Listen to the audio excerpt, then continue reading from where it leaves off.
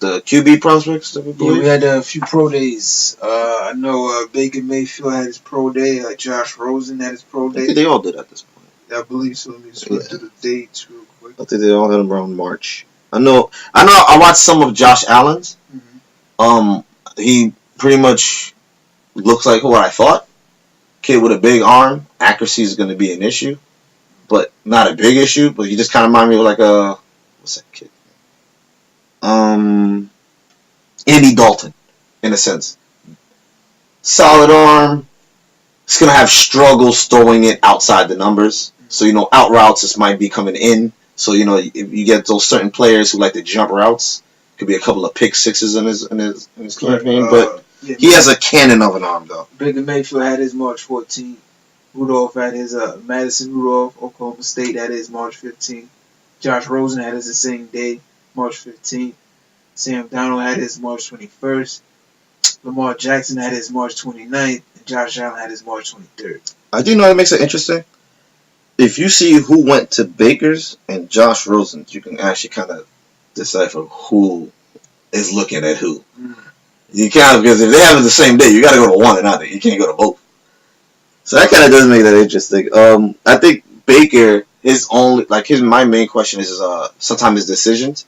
He tries to force the ball in sometimes, and his size. His size is not a very typical size, 6'1", 6 foot, about very small for a quarterback. It can work. We've seen it with Russell. We've seen it with Drew Brees, but it's not ideal. Correct. Like we had a player like was it Terrell Pryor? No, it was not Terrell Pryor. I can't remember his name right now. Ohio State product. One of the best. Came to NFL, didn't work out too well. Josh Rosen. Like I said, also his main thing is off the field issues. He's not mobile.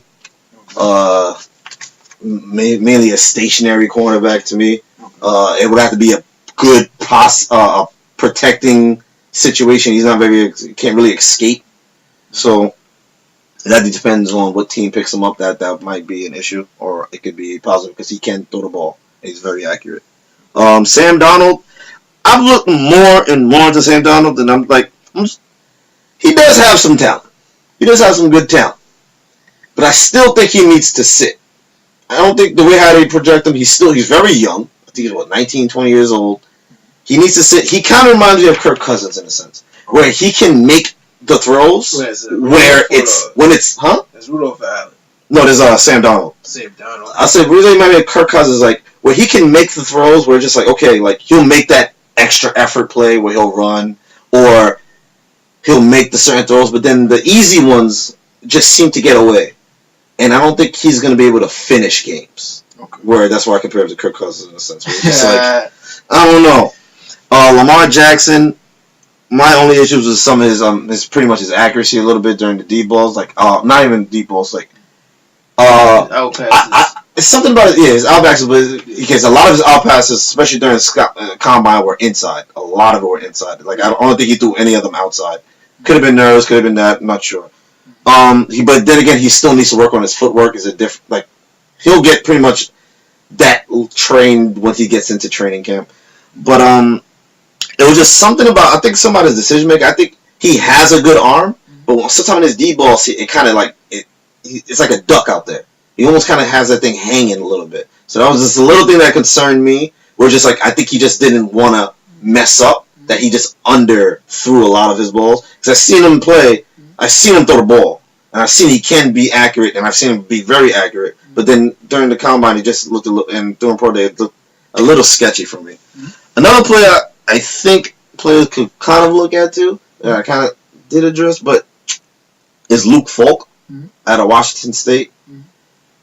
Decent quarterback. He kind of reminds me of Chad Pennington.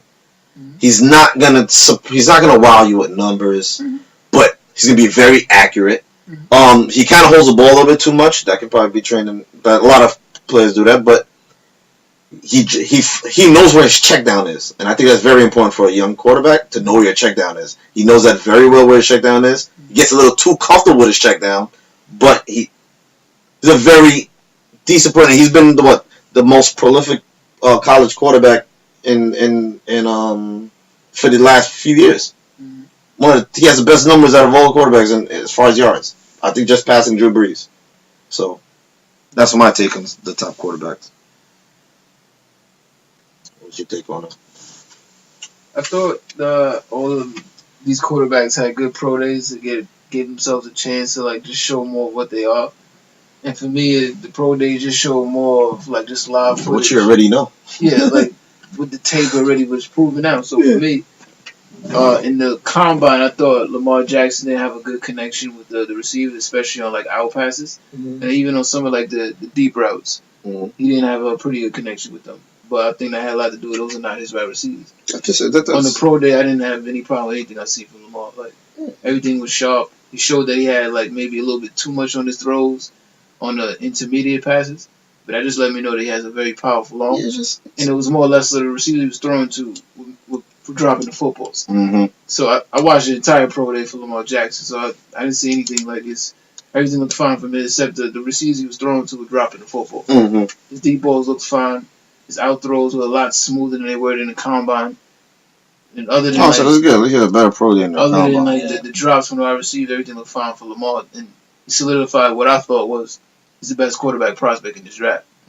I saw Baker Mayfield's.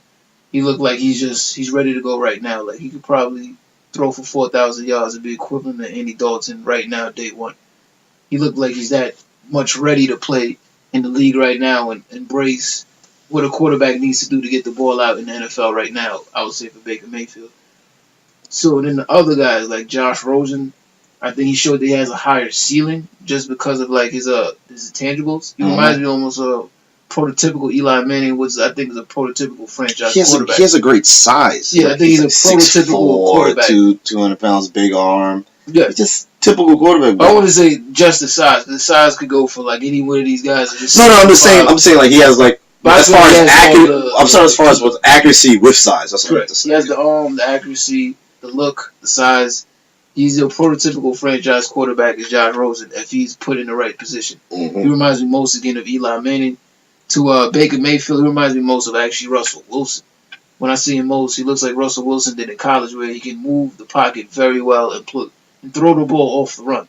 He's not a running quarterback. Neither is Russell Wilson. But they're both very good off the run. They're better off the run than they are in the pocket. I compare it to Drew Brees. I think it's very high to call somebody Drew Brees, but I understand because he has very good in the pocket presence. Yeah, and he's just like he's confident in his throws. Correct, and he's a little bit shorter too, which was Drew Brees.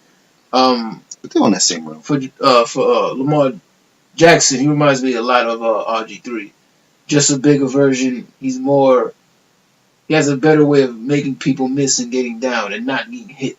Remind me of Tyrod to me. I can't say because Tyrod never had that kind of arm. Tyrod was always of a good passer, but Lamar actually has as good as arm as anybody in this. Like I know a lot of people saying like Josh Allen has a big arm. Lamar has just as big as. I just think his tendencies are similar to Tyrod as far as when he escapes the pocket, he kind of keeps his head down. I will say not because I remember Tyrod coming out of college. Tyrod he was a good blend, almost like Alex Smith. Tyrod played a lot like Alex Smith, and he still does to this day. Where he's a great game manager. He can run a little bit, he can pass a little bit, but he can recognize defense and he can make the right play. That's who Tyrod virtually always was. Whereas Lamar has as good as an arm as anybody I've ever seen, and can make people miss as good as any running back I've ever seen. Those two things almost to me signify he's different than the rest of these guys. Like the rest of these guys cannot make people miss the way Lamar can. And some of them cannot throw as well as he can. The only ones I would say Baker can throw it as well as him. The rest of them can't.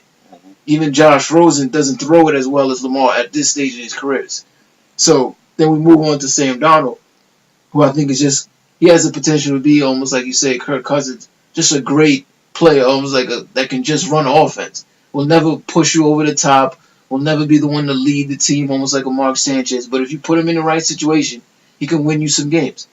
He has all the intangibles, the right teaching, the right foundation. He can win you some football games. Like Andy Dalton can win you the games, but he's not going to be the friend. He's not going to be Peyton Manning that can take you and make you great. He's not Andrew Luck that can make you great.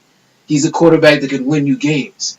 It's a big difference. There. Pretty much like you say, like he's not gonna bring out the talent in you. No, he's Andy Dalton.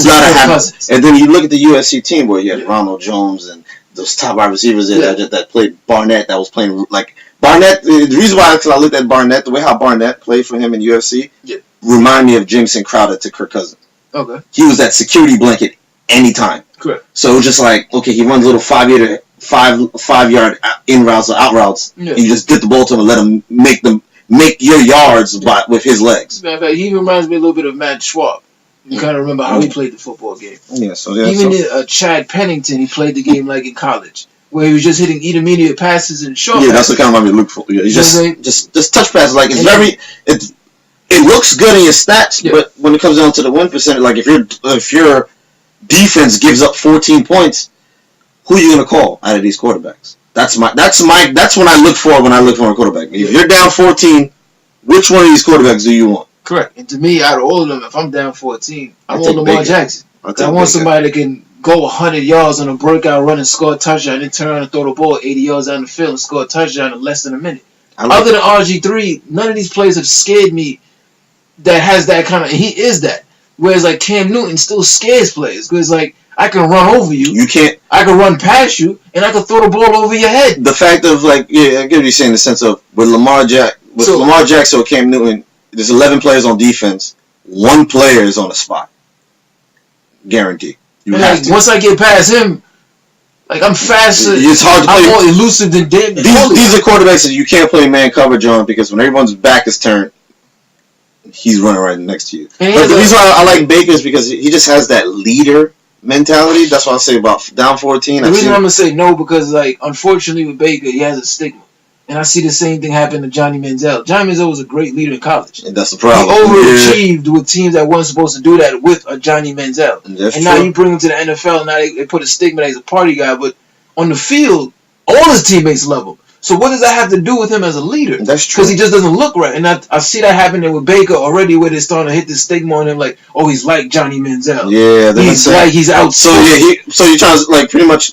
He's about to get media booed out. Correct. Like, badly, this is going to happen. He has that Phillip Rivers in a way. He's competitive. You know, I think it depends on where he goes. Exactly. If he goes to a low market team where he goes to the right coach. I'm saying, but it's good with that low market team where you don't get that big buzz. Like if you go to New York, it's kind of tough. One of those big teams like. Or if you go to Buffalo, then you know Buffalo. So for me, I'm a little scared for Baker. Like almost like with Russell Wilson. Yeah. If he had not got with Pete Carroll, there's a chance he never gets a start ever in his career, just because of that short stigma. Yeah.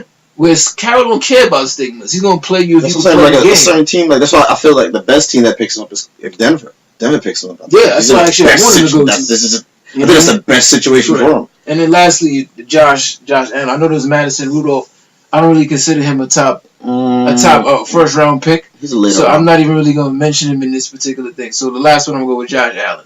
And a lot of people got geeked up over his arm talent, which we've seen throughout his time in Wyoming. From day one, he has one of the best arms, and he has a Joe Flacco-like arm. He's been compared to Joe Flacco since high school. Now, for me, on the other hand, when I looked at the pro day and I looked at his thing, I didn't find myself impressed. I didn't look at him and say, like, well, he cleaned up all of the fundamental things that I think will make him one of the sharpest quarterbacks. And to me, there's a curse with a big arm. This is the reason Joe Flacco, I don't think, never reached past great clutch performer. He could have probably been just as good as, let's say, numbers-wise, as a Peyton Manning or a Tom Brady because of what Flacco could do with the arm. But I think Flacco, because he has that arm, doesn't make the best pass. I think you get too cocky with exactly. So I think that problem, Aaron Rodgers suffers from it sometimes. I think where he'll throw a ball that it's not the best pass, but because you can throw it, you want to give your runner or your wide receiver an opportunity. You're going to throw a pass that doesn't have a high chance of being completed because you have the arm though. So you're going to attempt it. Yeah, you're going to swing that. When I look at Josh Allen, I don't see all the intermediate skills that are needed to be a great quarterback with that kind of arm. It's not going to be like Aaron Rodgers. Throws in the I don't NFL. see it. Like so to me, and the play that he reminded me of the most when I watch on tape is Jake Plummer. That is a player that was never the calm type. He was always for the big play.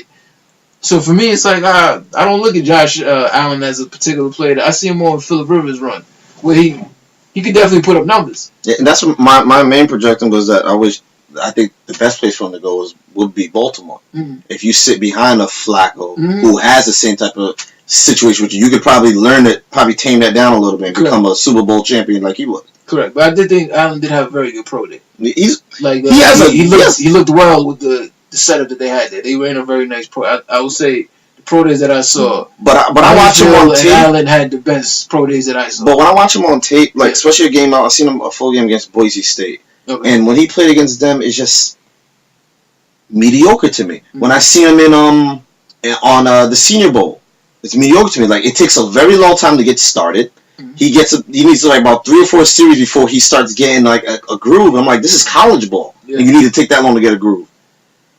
It's gonna be tough when you get out there. I mean, first series you should be fired. Like you should know what's going on. Like especially when you think of Senior Bowl, you're thinking like, oh, this is, like ain't nobody blitzing. It's 4-man rushes. So I'm not particular. So for me, like I said, like the list to me is the same. I got them lined up. My top 5 is still the same. Number 1 being Lamar Jackson. Number 2 being Josh Rosen.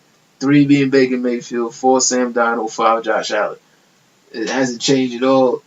I mean, I'm pretty sure this is not gonna go. It's not gonna go this way during the draft. No, it depends on like what we said earlier. It depends on who you like. Sure. Because Lamar Jackson might be your favorite, but to a team that doesn't have an offensive line, that's not the player you want. I'm looking at Deshaun Watson last year the same way. Like I don't see how he even fell that far.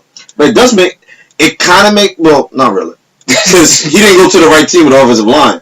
If there's a lot of teams that need a quarterback with offensive line, like the Chicago Bears, but they got the player they wanted. So you know what? It's who you want. Mitchell Trubisky.